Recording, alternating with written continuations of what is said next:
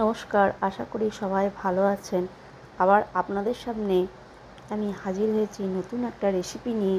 রেসিপির নাম মশলায় মোড়া মজাদার কিমা।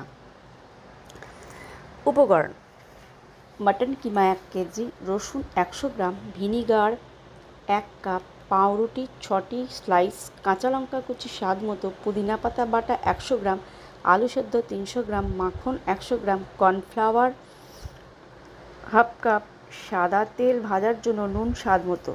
মাটন কিমায় প্রথমে ভিনিগার মাখিয়ে রাখতে হবে। প্রেসার কুকারে রসুন আর মাটন কিমা দিয়ে অল্প সেদ্ধ করে নিতে হবে।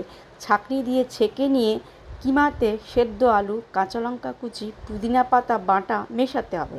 পাউরুটি জলে ভিজিয়ে জলটা চিপে বের করে নিতে হবে। ভিজে পাউরুটি কিমাতে মিশিয়ে ভালো করে মাখতে হবে। এবার তাতে কর্নফ্লাওয়ার মিশিয়ে মাঝারি বলের আকারে গড়ে নিয়ে ডুবো তেলে ভাজতে হবে। প্লেটে সাজিয়ে পরিবেশন করুন। ওপরে গ্রেটেড চিজ ছড়িয়ে স্যালাডের সঙ্গে পরিবেশন করুন। আজ এই পর্যন্তই। সবাই ভালো থাকবেন, সুস্থ থাকবেন। ধৈর্য ধরে শোনার জন্য রেসিপিটি অসংখ্য ধন্যবাদ। নমস্কার।